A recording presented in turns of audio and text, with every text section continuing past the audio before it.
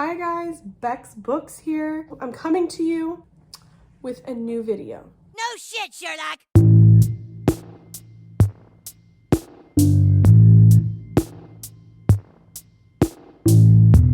On my Instagram, I shared a question saying please pick between 6,421 books, and I kind of allow the dice to roll. I put it in y'all's hands where I pull from this list. I just asked people to pick random numbers at the beginning of the year. I don't own these books, but they're books that I would like to read in my lifetime, and that's where, obviously, I'm probably not going to read 6,421 books. It's just so traumatic to think about. What's wrong with you guys? My diamond earring came up in the ocean and it's gone. Kim, there's people that are dying. So the first number, which was sent in, was 666. I thought that was so funny. I know you're a fan of my channel if that's the number you pick. Thank you. We appreciate it. So let's see what number 666 is.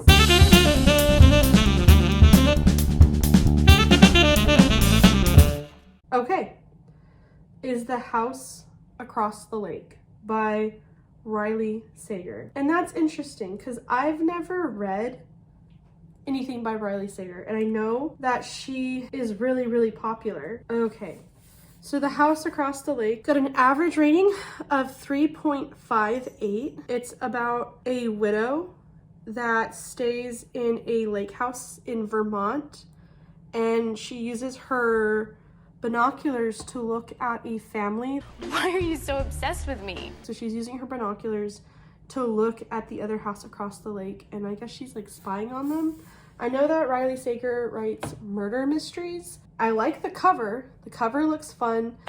I've heard theories that Riley Sager may be a pen name, so we don't really know who's writing this book or if multiple authors are.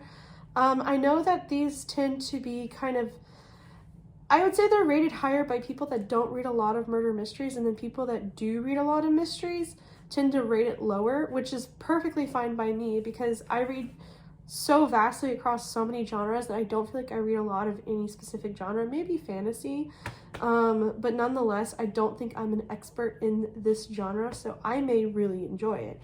And yeah, I'm really excited. For sure, I won't be reading all 6,000 of these books, but for sure, by the time I die, hopefully, we never know when we're gonna go, but I will have read this book by the end. So that's cool. So number 2 is 726.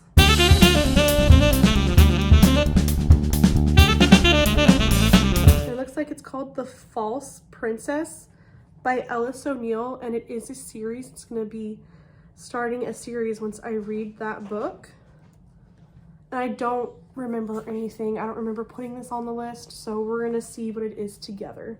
Ooh, this one looks steamy. So The False Princess by Ellis O'Neill is got an average rating of 3.80. It looks like it has 15,019 ratings, and there's 1,763 reviews. It's genred as a fantasy, a young adult, and a romance.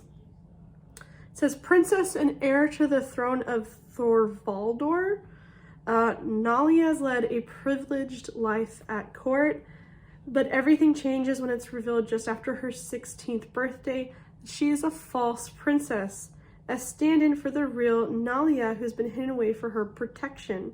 I'm just like you. Cast out with little more than the clothes on her back, the girl, now called Cinda, must leave behind the city of Vivaskari, her best friend Kernan, and the only life she's ever known. That's interesting. That's a fun take on it. That's horrible. So it is a young adult, so that's interesting. I don't know if I might read this on my phone. I might listen to this as an audiobook. I'll check out the audiobook, how the narrator sounds, and we'll see. But I will be trying this series out. So the next number is 1,234, so 1234 was the number given. So let's see.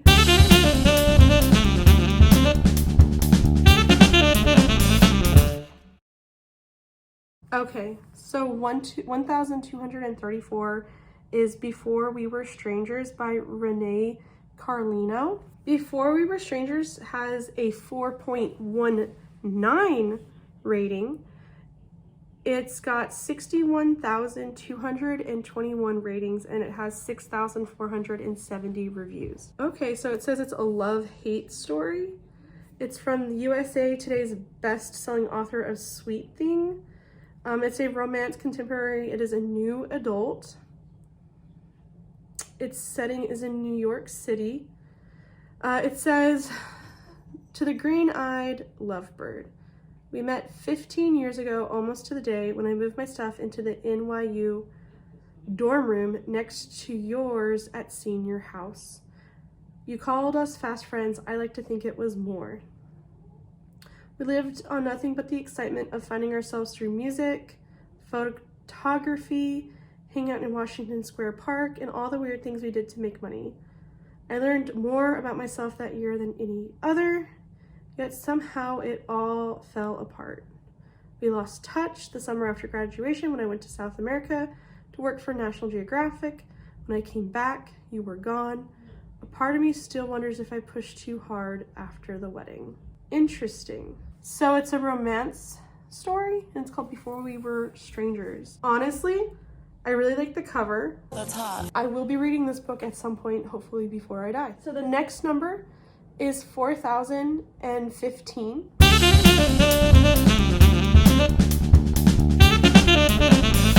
Ooh, this is fun.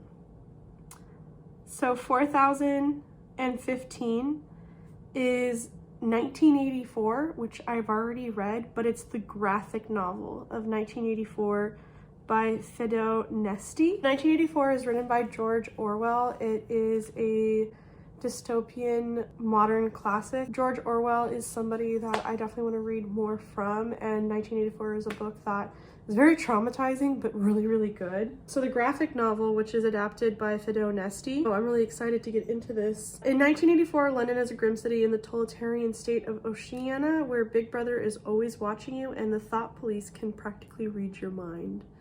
Oh, I'm so excited. I am so excited to get to this. So the next number is 782.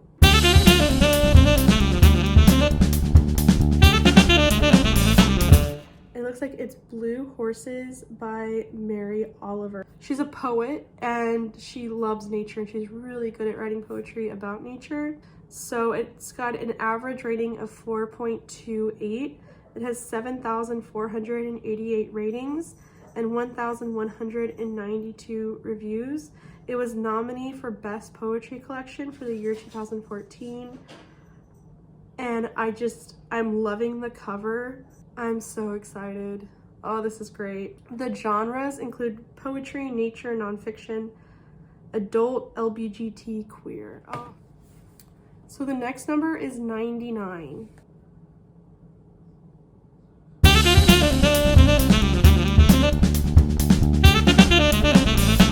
So it's The Mere Wife by Maria Dahvana Headley. Okay, so I didn't remember this originally, but it looks like The Mere Wife it has an average rating of 3.91. It has 4,513 ratings. It is a modern retelling of Beowulf. So that's cool. I always love when I've actually read the mythology. But yeah, it's a suburban housewife and a battle-hardened veteran struggling to protect those they love in this modern retelling of Beowulf. So the next number is 77, and that is The Borrower by Rebecca Mackay. Once again, do not remember. Let's see. Okay, so The Borrower has an average rating of 3.50. It has 11,939 ratings and 2,279 reviews. It's a book about books. Love that. I love that trope. It's an adult fiction, a contemporary, and it's got humor. Lucy Hall, a young children's librarian in Hannibal, Missouri, finds herself both a kidnapper and kidnapped when her favorite patron, 10-year-old Ian Drake, runs away from home. The Precocious Ian is addicted to reading but needs Lucy's help to smuggle books past his overbearing mother, who has enrolled Ian in weekly anti-gay classes with celebrity pastor Bob. Lucy stumbles into a moral dilemma when she finds Ian camped out in the library after hours with a knapsack of provisions and an escape plan. I have a feeling I'm gonna love this book. I love that description. I was definitely one of those kids sneaking books home to read. I grew up in a very religious family, and I wasn't supposed to read anything that wasn't Christian. So even just a regular book, if it wasn't about something to do with Christianity or something super like historically based that, you know, I could say was for school, I wasn't allowed to read it. So I was definitely hiding books and reading them. I'd get in trouble for reading Dune. Yeah, anything whatsoever. I had to like sneak the book in. I really like the premise of this book, and I'm not afraid of the low rating.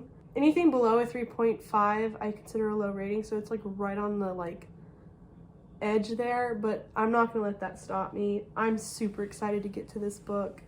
I haven't heard anybody talk about it. I don't know how it came into my list of 6,000 and something books, but I am really excited at the idea of reading it. Okay, so the next number is 3,777, and that is Genuine Lies by Nora Roberts. This book makes me nervous. I've never read anything by Nora Roberts, but I always see her in like H-E-B or like grocery stores, and I don't know. I tried reading a Danielle Steele book once, and I absolutely hated it. And so, I mean, Stephen King is in grocery stores, and I love Stephen King. I've seen Taylor Jenkins Reid in grocery stores, and she's amazing. But I've always been a little nervous of Nora Roberts. I think I tried to read one of her books, and she's one of those writers that have been writing for a really long time. So some of her books I think are a bit outdated. She's still writing to this day, but I think I tried to read a book by her once and I immediately felt uncomfortable and stopped reading it. But I definitely think that she has a lot more modern books, and I've never read any of those. But I love Mary Higgins Clark, and Mary Higgins Clark is definitely, she passed very recently, unfortunately, but her books are very like cookie cutter. Janet Ivanovich is very cookie cutter, and I like their work. So there's definitely a chance I'll like Nora Roberts, but I have nervousness because I feel like it's a toss-up with those kinds of authors. So it has an average rating of 4.01, so that's high. It has 13,402 ratings and 419 reviews. It says Eve Benedict is the last of the movie goddesses. A smoky-voiced sex symbol with 2 Oscars, 4 ex-husbands, and a legion of lovers to her name. There is no secret, no scandal she doesn't know. Now Eve has decided to write her memoir, No Holds Barreled. Why am I getting Evelyn Hugo vibes from this? So it's a romance, it's a romantic suspense, and it's a mystery. I actually like the premise. I like what I'm reading, so maybe I will end up liking this book. I will give it a shot. I'm going to open up my horizons. I'm gonna just, you know, clear out my thoughts here, and I'm gonna give it a shot. I'm gonna give it a honest shot and see if I like this book. So we only got 2 more numbers, and the next one is 3,468.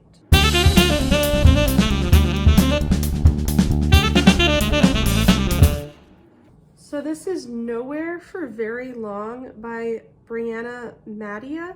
It's got an average rating of 4.17. It has 5,526 ratings and 823 reviews. It's nonfiction. Okay, so we have a nonfiction. I always am happy when there's at least one nonfiction. It is a detailed memoir of a young woman chronicling her adventures in an orange van named Bertha, traveling across the deserts of the American West and reflecting on an unconventional way of life. It's published in 2022. We got poetry, we have romance, we have a nonfiction, we have a retelling of mythology, I'm loving it. And we have a Riley Sager books, and we have a Nora Roberts. So we definitely have a spectrum here. Last number was the number 5,000. The last book on this list for 2023 is Wonder by R.J. Palacio. The last book on the list is Wonder by R.J. Palacio. That was the last number picked by y'all. It's young adult. It's middle grade. Oh, we have a middle grade. Okay, I love that. Okay, so it's got an average rating of 4.39. It's got 982,142 ratings and 72,750 reviews. It was nominated for Best Middle Grade for 2012 for the Goodreads Choice Award. It says that August Pullman was born with a facial difference that up until now has prevented him from going to a mainstream school. Starting 5th grade at Beecher Prep, he wants nothing more than to be treated as an ordinary kid. But his new classmates can't get past Augie's extraordinary face. Wonder begins from Augie's point of view, but soon switches to include his classmates, his sister, her boyfriend, and others. I feel like this one's gonna get me right in the feels, but I'm excited to feel something, even if it's traumatic. And that is the list of books for 2023 that I will look to purchase. I'm really excited. I feel good. I'm excited about the books that have been brought into my immediate life, into my orbit. If you would like to follow my journey, please consider liking and subscribing. Bex Book signing off. Thanks guys, bye.